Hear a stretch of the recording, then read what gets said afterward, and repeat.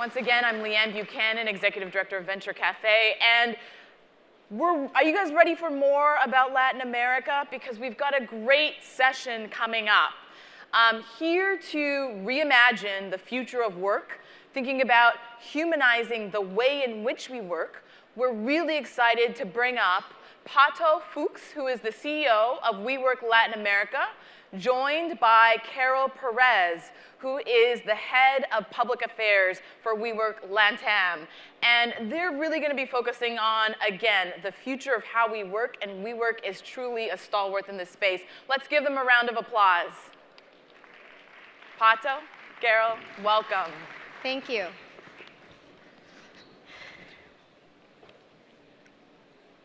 Hi. Okay. Hello, everybody. We wait a little bit for people to sit down. We start. We go? Okay. I'm Pato, CEO for WeWork for Latin America. And what we are going to talk today, mainly, it's about humanizing our companies. I know many of you here have a lot of responsibilities, maybe you're managers, CEOs, and you can help us change the world. That's our mission. This might sound a little abstract to a lot of you and might not sound interesting for your business right now, but we assure you it is really important for the business purposes. WeWork right now is a company valued in $20 billion because of the ability that we have of connecting people around the world and changing how they actually feel and think about the workspace. We want the whole purpose of us being here is because we consider ourselves the experts on humanizing the workspace. But we don't want this to stay within our walls or within our network. We want you to understand why we have to be together in this movement in order for it to be effective. So, Pato and I were talking right before this, and we found this quote that we thought it was really appropriate for the crowd. There's a Forbes article that says that a lot of companies are stuck in a mechanical mindset. They might be dimly aware that there are benefits to be had by humanizing the workspace, but they aren't sure how to begin doing this. Our hope is for us to stand here and tell you a little more how about WeWork did it, so you guys can take some of this home and implement it in some of your organizations. This is not going to be a talk about us or about WeWork, but in order for us to explain to you how we can together humanize the world, I want Pato to share a little more about his story. He's a natural entrepreneur, and if there's someone that knows about humanizing, it's him. So Pato, you want to kick it off? Thank you, Carol. Okay, so I started being an entrepreneur since I was a little kid. I was 9 years old. I already had a newspaper in my school. I was a DJ when I was 13. I was finishing school, and I didn't know much to do with my life, so both my parents had a degree, so there's no option in my house. I had to go to college. So I went to economics. I didn't know what else to do. And while I was in college, I didn't feel like that was for me. I said, when I'm going to finish this, I'm going to go to a work from 9 a.m. to 5 p.m., and maybe, I lived in Argentina, so maybe I make $1,000, $2,000 a month. There are no mortgages there. There's no way I can have the kind of life I want to have if I stay here, I graduate, and I go to a company. So how do I get out of this? I need to create something of my own, but I didn't know how to do it, and there was literally no option in my house, or you had a degree, or they kicked me out. That was it. Thank God I got sick in the second year of economics, so I couldn't go to college. And my father had a good living. We were not rich, we did well. And he had a small piece in a hotel, very small hotel, don't imagine Ritz-Carlton, 60 rooms, 3 stars. And I said, look, I'm going to be at home for the next 6 months. Why don't you talk with your partners, let me go in there to work at the front desk. He said, well, okay, go. So I went front desk. Everything I touched, I made more money. I went into the telephone. At the moment, there were no cellulars. I did the callback thing, more money per month. There was no frigo bar. I made the frigo bar, $20,000 more a month. He didn't care about anything. He just said, next year, you're going back to college. Then I went to marketing, and I started calling companies. I got companies coming to the hotel every day. And I had a friend who had an advertising agency, a small agency. They were billing $2,000, $3,000 a month. And I said to her, look, if I can get you companies, will you give me something of what you make? And she said, yeah, of course. So I started calling all my contacts, and hey, I have the best advertising agency in the world. Long story short, we got GTE, who had a budget of $5 million for 5 months. we took the account out of Leo Burnet's hands, and that company that was making $2,000 a month, we were making $5 million in 4 months, 5 months. Of course, I told her I'm on 50% of this agency now, and she said she wanted to discuss that, but she agreed. And we won an award, and we started winning a lot of accounts. I ended up selling the company to Young and Rubicon, started on my own again. And then in the year 2001, I got a client with almost no money, literally no money, $50,000 to invest in everything. Imagine a TV commercial I shot was $500,000, so $50,000 was nothing. But I made a very interesting jingle. I don't know, you know people what a jingle is? I don't know in English how to say a jingle. Like a song, you advertise the company's name. And I made a good media strategy, and the guy went from selling 0 to millions per month. He did so well, he made so much money, that he decided to leave the country and not pay anybody and send his company bankrupt. This was 2001, and I was buying all the media to him. So I had a choice. Either I went bankrupt, or I put all the money I had earned in those years and paid all the media stations and everybody. And that's what I did. And then 3 months later, the country went bankrupt. 2001, 5 presidents in 1 week. I was left with nothing. And I said, what do I do? There's no more business for the advertising agency in this country. I closed the agency, and I didn't know what to do. I was very successful for 5 years, but I didn't have a degree, and what do I do next? So I thought, you know, the hotel world was nice. How do I get back there? You know, the country was struggling. Hotels were selling rooms for $15 that they used to sell for $150. Little Sheraton was selling for $25.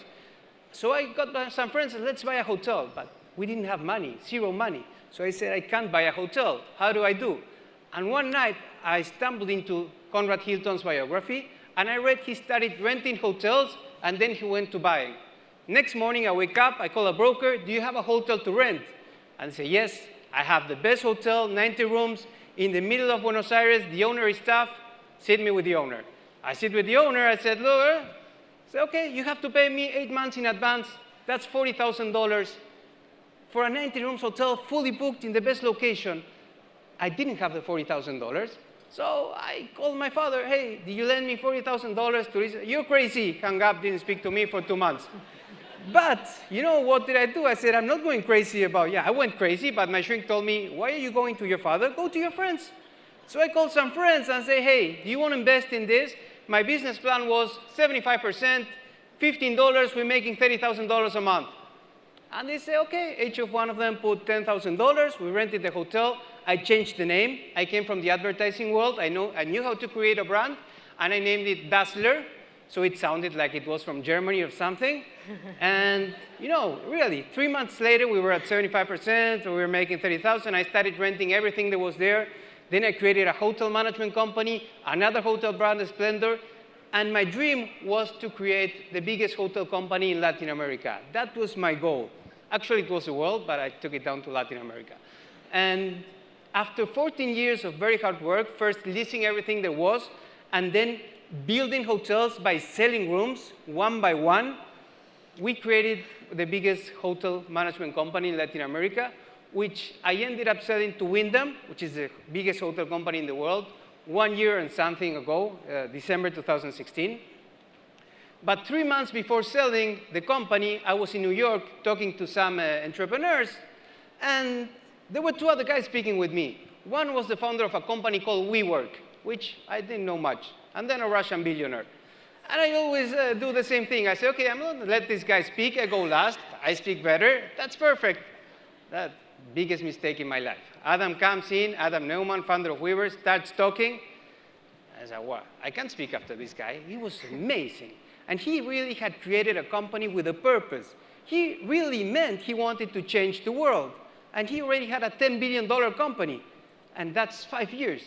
So, you know, I go over there, I speak. When we finish, Adam comes to me, Pato, we start talking about each other, and let's say, you know, you got to develop Latin America. And I said, Adam, this can work in Latin America, but I need to understand your company. So I went to his office. And the moment I went into WeWork's office, I realized this is a game changer. The energy I felt was, the moment I was there, I said, I never felt this in my life. This is different. People talking with each other, all going around. I said, this is going to kill it in Latin America. But, I still had my company. I went back to Argentina, told my CFO, change my office, I want everything open. I said, it doesn't work anyway.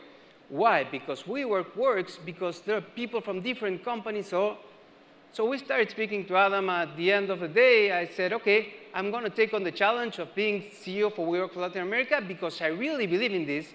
When we signed, Adam told me, you have to sign 5 deals in 1 year. We signed 35 deals in 1 year. The whole thing, it's blowing in all Latin America. Every building we open in Argentina, in Brazil, in Mexico, in Peru, in Colombia, it's full. And you know why is that? That's basically because people come and they are happy at WeWork. The moment they wake up, they come into our office, they're smiling. I get people coming to, what is WeWork? Why is everybody smiling? Because you got the same things that you had in your office. You still have your office space, but you connect with people all days. And you don't only connect with the people in your building, you connect with the people in all our buildings. Right, Carol? And what's beautiful about this story is the fact that Adam and Pato thought, we're not the kind of people that wants to stay from 8 a.m. to 5 p.m. every day at work, and we don't enjoy that. So we went and did our own stuff, right? It turns out that there's a lot of people in the world that don't want to just want to warm a seat.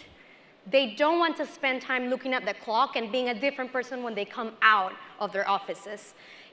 Because we spend more time at work than at home sometimes. We actually found a research that says that Americans spend an average of 8.9 hours a day at work, which is around 40% of their actual hours that we're awake. That's insane. So when people think about us and they think about what Pato and Adam are doing all around the world, they think it's just physical spaces. They think about buildings. And it's true, we do transform beautiful spaces into amazing collaboration spaces where you can get to know your next partner or you can get to know your next business. But the reality is that our buildings are just the platform that we're using to actually provide the services and the connections that people need to take their ideas or take their projects to the next level. What we're doing here is creating a global community, a sense of connection with people. We turn out one building into one community, then we connect them to a city-level community. So here you'll go to Coral Gables or you go to Brickell City Center and you're gonna find your own community or other communities that are doing their own thing. We connect them to a country level where we have 23 countries right now globally, and then that turns out into a global community. So just imagine, you are a lawyer and you have your office in your traditional workspace. You're gonna have your regular clients. You don't get to meet new clients in your building.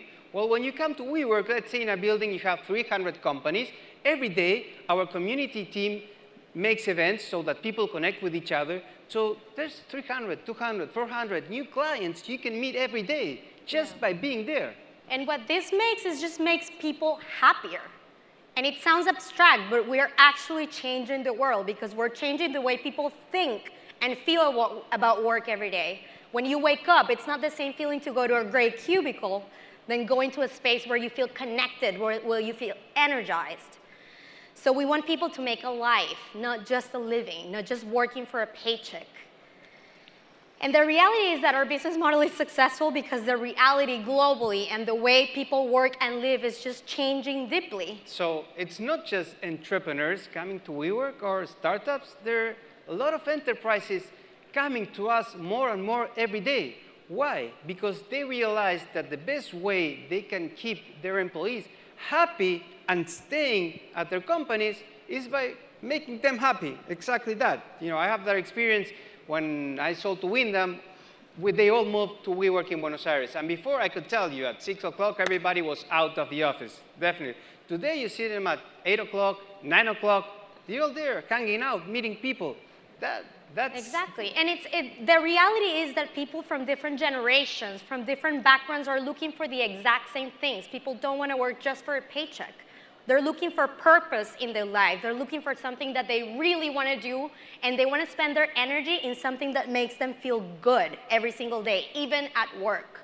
And this all was started by millennials, like Pato or I. I'm a millennial. But the reality is that everyone else is following. Everyone else wants the exact same thing. In fact, Right now, you guys probably know that millennials are 35% of the workforce, but this is only going to keep growing. By 2020, we're going to be 50%.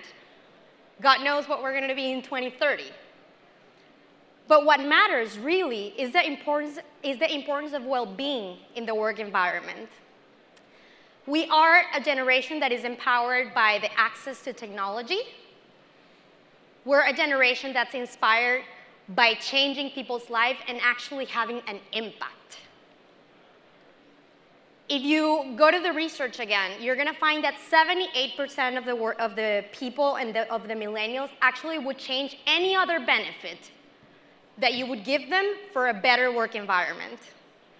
And 69%, oh, sorry, this is the actual fact.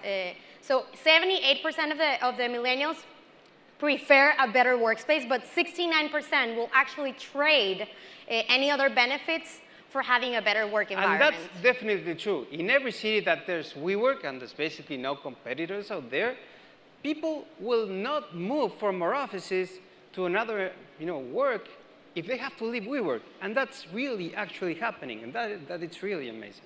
And 89% of people say they're actually happier, using the word happy in a shared space, because 82% of them affirm that they have expanded their business just because they're in this collaborative environment.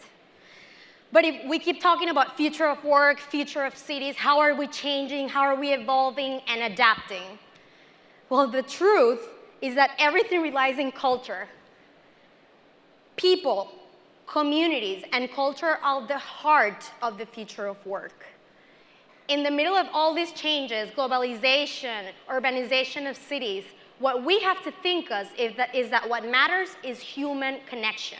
And it's our responsibility to ensure that we're bringing that into people's lives to making them happier. And that's what we do in WeWork, and that's what I'm going to explain now. How do we scale this? It's basically through design, build, connect, and grow, manage. But basically, we spend most of the day looking at our phones, and we think we had a lot of friends because they give us a lot of likes. But actually, how much time we really know new people and interact? And that's what we do, and that's how we think our buildings. We make design of our buildings so that people can interact. So for example, we make the staircase in order for people to have space to stand on the side and be able to talk to each other, because we know that's a space where people connect. So every time we spot that there's a place where people can connect, that's where we build the next building. And we're all the time thinking and looking through technology and knowing what's going through cameras, what happens in our buildings, understanding people's behavior to do the best thing for the next building so people can, again, meet more than they do normally. So give me this. So I said we believe that we can make people's work life better and more fully through technology, and this is something that we did, and it's very interesting. It's how do people eat lunch, and it's different in each country. And we found out that, for example, in Mexico and Brazil, our members tend to have a longer lunch. We know that. And so common spaces were always overcrowded. You go to where you go to eat, and it's full. We realized we have to do something. So we decided to arch large tables for big groups and more microwaves in each floor, which is different what happens in Netherlands. In Netherlands, people have the tendency to prepare food fresh. So there we had to build bigger counter and pantry spaces for meal preparation in this market. And in China, lots of members order food for lunch. So we build bigger spaces for the influx of delivery food. And each product and space is producing data that we receive through technology, and that's what I said at the beginning. This is what we're doing that nobody else is doing, and this is why we help people connect in each of our buildings. Today it's Monday, and we have something in WeWork that it's TGIM, that it's Thank God It's Monday. We celebrate Mondays because we know that people are happy to come back to WeWork on Mondays. And next is Connect, that is the application that we have, and that is so amazing. I have the story of an Argentina who became a member. You know that 200,000 of our members are connected to our own app. This guy produced wines, so he put on the chat that he wanted to export wines. Some other member in London read it. He contacted this guy, and 3 months later, this guy from Argentina was exporting wines to London just because they met through our chat. And the And it's different from any other application because the fact that they're all WeWork members gets the level of, mistrust very low. You're a member of WeWork, I'm a member of WeWork, we can do work together. In every one of our spaces, around 23 countries and 72 cities, we train teams that run our physical locations to ensure that they are generating an environment where people feel connected. And we're also able to grow all this business thanks to the access that we have to technology, building platforms that actually help us. So for example, we have Stargate, which is something that we created. It's an online data management platform that is actually designed to be the source of truth for anything that we do in our spaces, development, everything. Our fleet, our pipeline, how we sell, how much we're selling. And then we manage and operate each one of these spaces thanks to the use of technology as well. We have another platform called Space Station, and it's a tool that really helps us track inventory, pricing, scheduling, everything. You can go there and actually see how we're doing in every level all around the world. The whole point of this was telling you that we all have the responsibility here to create a world where people actually create a life that they're proud of, where they're happier, not just a living. So let's reimagine, reshape, rehumanize together the future and the present of work. Thank you all very much. Thank you. Fine.